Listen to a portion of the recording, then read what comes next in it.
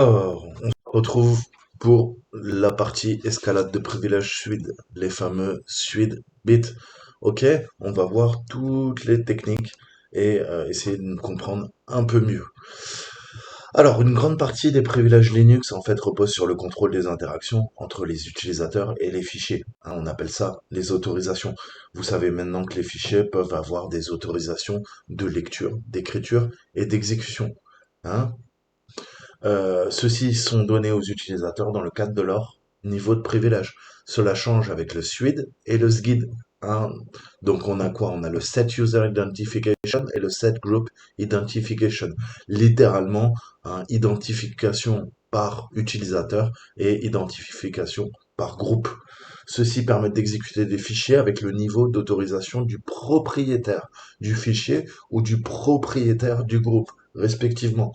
Et c'est extrêmement important pour nous, puisque ça va nous permettre de faire des escalades de privilèges. On va venir rechercher, hein, et on va pouvoir escalader nos privilèges grâce à ça. Ok? Si je peux exécuter un programme avec un groupe, si le groupe fait partie des administrateurs, c'est du pain béni pour moi. Si le propriétaire, le owner, euh, exécute le fichier, j'ai son niveau d'autorisation, donc eh ben, je vais pouvoir escalader mes privilèges également. Ok? Donc quelle est la différence? Vous savez que là, en fait, on va faire quoi? On va faire la commande find que vous connaissez par cœur, mais on va passer en argument le perm et le tirer quelque chose. Les perms, hein, généralement, par définition, on leur met tout le temps 0, et là, on va chercher les 4000, et oubliez pas le tirer, ok? C'est un des rares trucs, en fait, hein, vous vous rappelez, le type, le name, on met quelque chose, ou on met des guillemets. Là, le perm, vous devez mettre également le tiret. Si vous mettez perm 04000, ça ne va pas marcher. Pensez à ce petit tiret, on a tendance à l'oublier au début. Donc, qu'est-ce que je fais? Bah, c'est pareil, je demande au programme file de me chercher des fichiers avec les permissions 4000, c'est-à-dire le fameux RWSR à la place du RWR. Et ça veut dire quoi? Ça veut dire suite bit. OK? Parce qu'il y a le S. Donc ça veut dire quoi? Ça veut dire que le owner, eh ben, c'est le root. Ça veut dire que tous ces programmes que vous avez sous les yeux, c'est pas Toto le hacker qui va les exécuter, là en l'occurrence user, si c'est user qui les exécute, ça sera en fait en réalité le owner. Rappelez-vous les droits, hein, le propriétaire, ensuite le groupe et ensuite autre, all, tout le monde. Ok? Donc le propriétaire, le groupe et les autres. Les autres qu'on n'affiche jamais. Ok? Puisque bah, c'est les autres. Il y en a plein. On pourrait pas tous les afficher. Ok? Donc c'est une bonne pratique de comparer en fait les exécutables de cette liste avec notre GTF Obin. On va aller chercher et regarder. Tiens, par exemple, il y a base 64 qui s'exécute sur la machine. Comment je peux me servir des suides pour parvenir à mes fins? Ok? Ensuite, donc on va cliquer, hein, aller sur Suite, c'est ce que je vous disais. Rien de bien compliqué, qu'est-ce qu'on va faire? On va allez, je reviens dessus. Je veux que les suites, je clique dessus. Hop, voilà. Là, j'ai tous les binaires que je peux utiliser en mode suite. Ok? Donc, bah, à moi de trouver. Ok? On va voir ça un petit peu plus tard. Donc la liste ci-dessous montre que Nano a le bit suite défini. Hein. Euh, mais malheureusement, bah, c'est pas une exploitation facile dans le GTA Phobin. Hein. Oubliez le Go Webin, c'est mal traduit. Donc les scénarios d'escalade typiques, hein, dans la vie réelle IRL, on devra trouver des étapes intermédiaires qui nous aideront à tirer parti de toutes les découvertes que nous trouvons. Ok? Donc le bitsuite défini pour l'éditeur de texte Nano nous permet de créer, d'éditer, de lire des fichiers en utilisant le privilège du propriétaire du fichier. Nano appartient à Root, ce qui signifie probablement que nous pouvons lire et éditer des fichiers à un niveau de privilège bien plus élevé que celui de notre utilisateur actuel. Donc, qu'est-ce qu'on peut faire à la limite? Ben, on va lire Shadow et on va lire BassVD. En les lisant, qu'est-ce que je vais faire? Je vais faire un copier-coller. Je vais retourner sur ma machine, honnêtement, hein, où je vais faire un écho, ce que j'ai copié, entre guillemets, simple guillemets ou double, redirection chevron vers la droite et taper le nom d'un fichier pour exfiltrer tout ça Et à partir de là, j'ai mes deux vecteurs d'attaque. Vous allez voir qu'on peut faire quoi?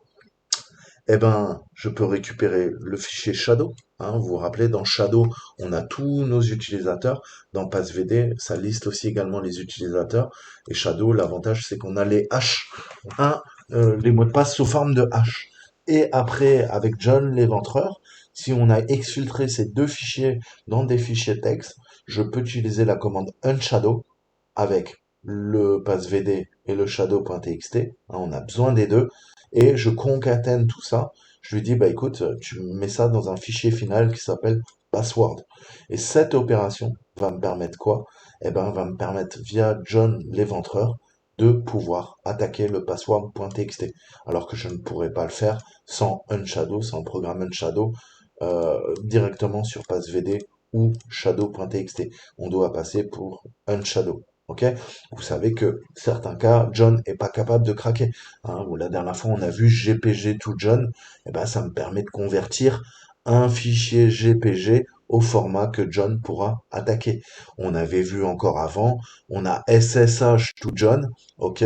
Qu'est-ce que je vais faire? Je vais prendre une clé SSH, je vais la convertir en hash. C'est ce que fait SSH to John. À partir de là, je peux l'attaquer. Donc il y a des sous-étapes, on n'attaque pas directement les choses. Hein. Ça, il faut en être conscient et bien comprendre. Ok? Et pensez à Shadow. Shadow, c'est un des fichiers les plus importants. C'est là où se trouvent les passwords hachés des utilisateurs sur un système Linux. Ok? C'est pour ça que ça s'appelle unshadow. Hein, shadow ombre, désombrage. Si on devrait traduire littéralement, c'est l'ombre. Bah, pourquoi il s'appelle shadow? Parce que c'est haché et généralement on n'y a pas accès. Là, justement, on va faire l'opération inverse avec le unshadow. Comme vous l'avez compris, c'est un jeu de mots. Donc, il nous faudra une bonne liste, hein, une bonne word list. Et carrément, pourquoi vous embêter à faire tout ça, puisqu'il y a une solution. La solution, c'est quoi? C'est que, eh ben, malheureusement, vous pouvez pas, que je sache, mettre des mots de passe en clair. Hein, je peux pas, par exemple, m'ajouter une nouvelle ligne. Je peux tout à fait faire hacker 2, copier les droits du root, ok? Je peux même root 1, ok? Et ajouter ça, on va essayer en fait. Hein. Mais il faut, je crois, on peut pas ne pas mettre de mot de passe et on ne peut pas, comment dire, mettre un mot de passe en clair. Donc qu'est-ce qu'on va utiliser? On va utiliser OpenSSL, ok, qu'on a utilisé maintes et maintes fois hein, pour décrypter notamment du SSL ou du RSA ou du chiffrement symétrique ou asymétrique, peu importe. Et là, on va dire à OpenSSL, écoute, tu vas me générer euh, un password, un mot de passe, pardon, avec un salt, hein, puisque c'est sous forme de salt en fait. Hein. Là, il y a un salt, hein, donc on a besoin du salt en un, ok, et le mot de passe, ça va être THM password 1, ok. Et là, qu'est-ce qu'il va faire? Il va mettre eh ben, le salt THM, hein, c'est ce qu'on voit au début, et après le password 1, qu'est-ce qu'il va faire? Eh ben, il va le générer, ok? Et à partir de là, on pourra le copier directement dans le fichier shadow, pas passvd, dans le fichier passvd, ok? Et vous l'enregistrez. Et après, vous avez plus que quoi? Plus qu'à faire un SU hacker et vous allez avoir les droits. Hein. Une fois que notre utilisateur a été ajouté, on voit bien qu'on a copié strictement hein, les droits à partir du 0, 0, 0, route, bin bash, on a exécuté les droits. Ok? Et vous vous rappelez, la dernière ligne, c'est ce qui nous permet de savoir concrètement bah, quel bash utilise l'utilisateur, quel shell. Hein. Là, c'est le user ID, ça, c'est le group ID. Sous forme numéraire, hein, vous savez que le root, c'est 0, le JID root, c'est 0 également. Ok, donc on lui a totalement copié ses droits. On a ajouté ce que nous a donné OpenSSL et on lui donne un utilisateur, on va le mettre hacker. Deux points. User 2, vous voyez qu'aussi également, il a un autre hash, mais on a copié les droits du root. C'est tout à fait possible. Vous pouvez avoir un route 1, route 2, route 3, route 0, route. Ok, c'est tout à fait possible. Et bah, qu'est-ce qu'on voit? Bah, qu'on est user, ok, on est 1000, donc rien de spécial. Par contre, si je fais SU hacker ou SU user 2, ok, que je rentre le mot de passe que je me suis mis, hein, je le connais. C'est quoi? C'est password 1. Et là, bah, je passe. Route. escalade de privilèges. Ok, donc vous voyez qu'il y a différentes techniques et bah, il est bon de toutes les connaître. Hein. Soit, je résume trivialement, on se sert d'un GTF Obin avec le suite on va aller chercher sur le site, ok. Soit on arrive d'une façon ou d'une autre à copier le shadow, le pass VD, il n'y a pas de problème, tout le monde peut le copier. Par contre, le shadow, ça sera plus compliqué. Il faudra absolument passer par un suite bit, ok, ou une faille dans un programme. Si on a ça, qu'est-ce qu'on peut faire? Eh ben, on peut se faire le unshadow, ok, pour craquer les mots de passe, les avoir directement, ou on peut générer via OpenSSL un mot de passe et l'ajouter directement à PassVD, ok. On touche pas au shadow, ok, et après se loguer en tant que. Donc ça, c'est possible, et il y a une autre possibilité. Donc je vais vous montrer techniquement, c'est bon de savoir tout ça. On peut utiliser PassVD. PassVD, vous savez que il peut changer vos mots de passe sous Linux, mais on peut s'en servir également pour générer des hashes. Hein. Donc rappelez-vous, là, je vous ai montré OpenSSL. Hein. J'appelle PassVD, je lui dis je lui dis salt, ouais, pardon. Je vais lui dire, je sais pas, Toto, ok? Et je veux Toto le hacker sous forme de H, ok? Voilà. Le salt, c'est bien ça. Vous vous rappelez que pour compliquer la tâche des hackers, on rajoute au H du salt. Et ça devient du salt in bank. Ok, plus sérieusement. Euh, Toto plus mon H, ok? Et il nous l'a bien généré. Donc je pourrais tout à fait mettre ça, et ça passerait hein, dans le pass VD. Donc, fine, ok, je veux quoi? Un type F, je veux quoi? On a dit perm, rappelez-vous le tiret 04000, ok, et redirection des erreurs, parce que j'ai pas envie d'être pollué.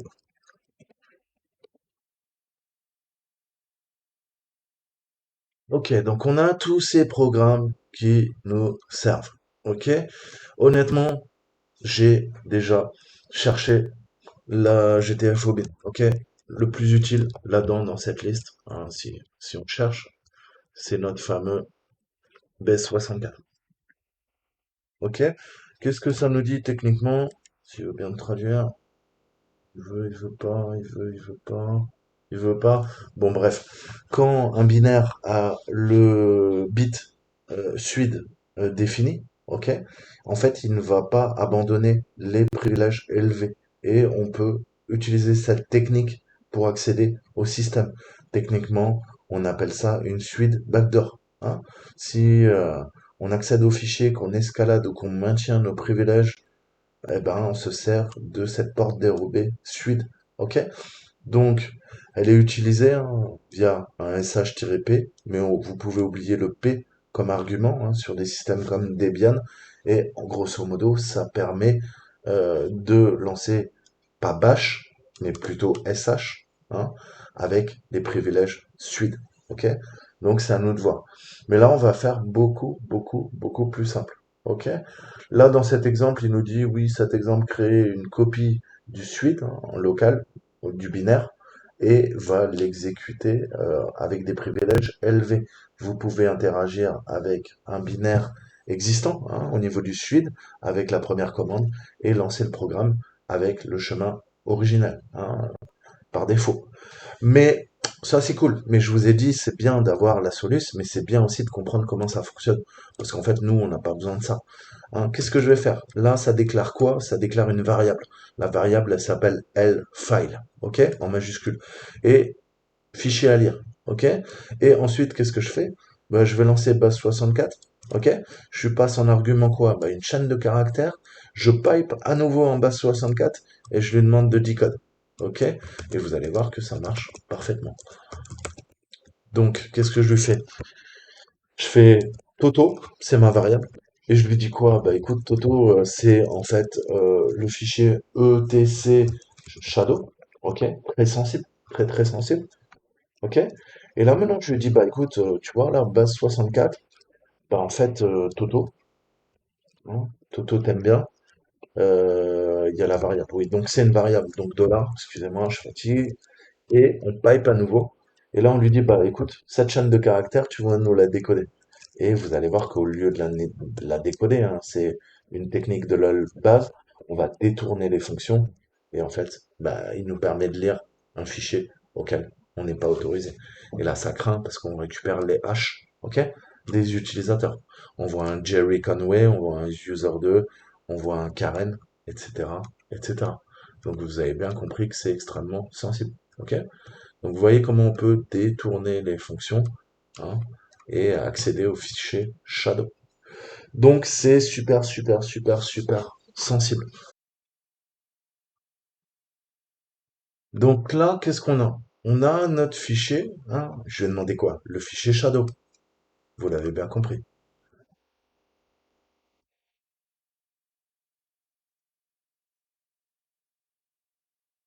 Donc ça, c'est mon fichier shadow. On va se faire l'attaque du unshadow. Nano shadow txt. Hop, hop, hop.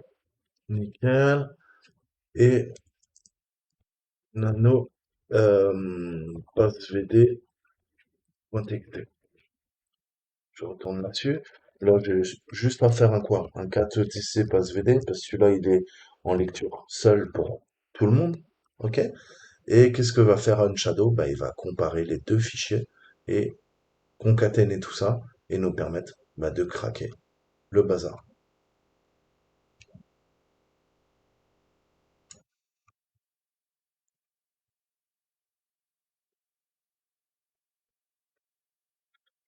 Super. Donc on a PassVD et Shadow. Qu'est-ce que je fais maintenant? Bah, on va tester le Unshadow. Est-ce qu'il me le trouve? Oui, il me le trouve. Donc Unshadow quoi? Bah d'abord, dans les deux sens, on s'en fout en fait. PassVD, Shadow.txt, hein, et on va l'appeler crack.txt. Ok? Crack, ok? Il a concaténé sous un format, hein, qui est gérable par notre ami John the Ripper.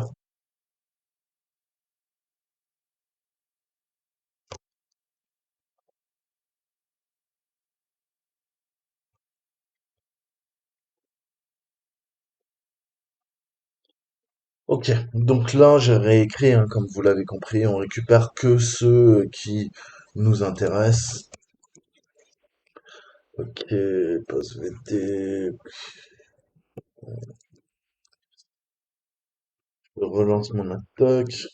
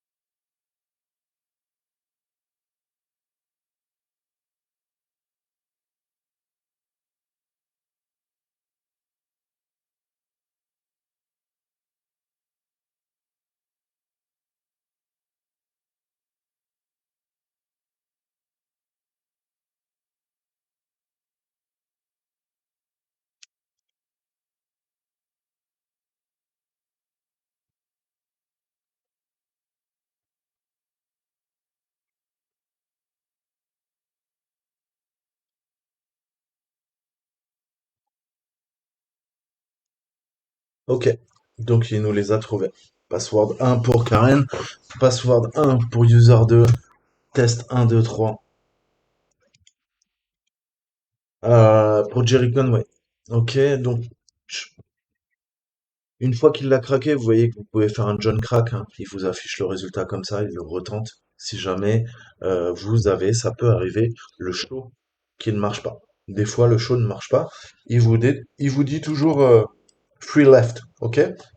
Dans ce cas-là, n'hésitez pas, vous faites la même commande, mais vous retirez la wordlist, ok? Ça le pousse à réécrire dans le pot hein. C'est comme un pot, une métaphore. Et dans le pot, il stocke, bah, quoi? Les clés, c'est-à-dire le nom du utilisateur avec leur valeur. Ok? Clé, valeur. Ok? C'est tout le temps une paire. Ok? On perd tout le temps quoi? Une clé à une valeur. Bah, c'est ça. Ok? Karen est égal à password 1. User 2 est égal à password 1. Jerry Conway est égal à test 1, 2, 3. Tout ça, c'est dans un pot. P-O-T. Ok? Un pot. Ok, mais c'est assez marrant parce que le pot, en anglais, ça veut dire autre chose. Mais bon, c'est pas grave. Je vous laisserai chercher. Plus sérieusement, on a nos réponses. C'est cool. Ok, donc, bah, on l'a vu. C'est exactement comme l'autre. Password 1. Ok. Et quel est le contenu du flag 3? Bah, on va aller le voir, hein. On va pas se casser la tête. Ok. On va se faire un find. Maintenant que vous êtes des pros du find, je veux quoi? Je veux flag 3. .txt. Oh, le type, allez, on va le mettre quand même, ça ira plus vite. Et redirection vers le nul. Ok. Il est là. On le chope via un cat, un mort, un less, ce que vous voulez. Oh, permission deny. Donc, qu'est-ce que je peux faire? Bah, je peux faire un issue user 2. On va tester.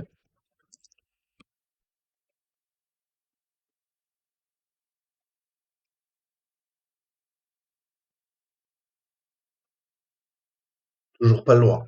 Qu'est-ce que je peux faire? SU, notre ami Conway, on peut essayer. Jerry Conway. Ok.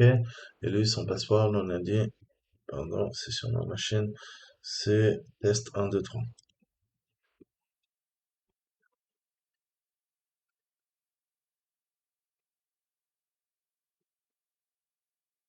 Toujours permission denied, avec les trois comptes. Mais comment je vais pouvoir faire ça? Eh ben, je vais réutiliser quoi? La même attaque. Et c'était quoi notre attaque? C'était appeler une variable. La variable, elle s'appelle text to read you full. Un texte à lire, espèce d'abruti. Et c'est quoi le texte? Bah écoute, étrangement, c'est mon home flag text. Oh, c'est ton home flag text. C'est cool ça. Ok. Ensuite, qu'est-ce que je fais? Base 64. Ok. Tiens, je peux même mettre ça. Tiens, je vous montre.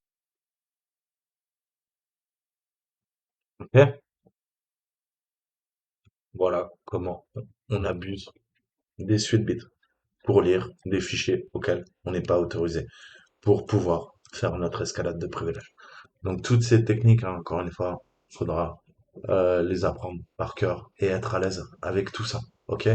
Et pensez à checker les permissions 04000, pensez à vous servir des GTF au bin et en fonction de ce que vous avez besoin, sudo ou sudo, allez voir, hein, ou autre chose, hein. Rappelez-vous que ça peut vous générer des shells, des reverse shells non interactifs, uploader, téléverser des fichiers si vous n'avez pas les programmes qui vous permettent de le faire. Euh, vous pouvez détourner l'utilisation des programmes natifs dans Linux. Ça s'appelle des lolbin, des attaques lolbin, enfin lolbin, lolbase, hein. Lolbase, c'est sous Windows, lolbin, c'est sous Linux. Mais le principe, c'est détourner les fonctions d'un programme. Et techniquement, c'est quoi? C'est du hacking, ok? Pour faire quoi? Notre escalade de privilèges. Allez, je vous dis à très bientôt. Ciao, ciao.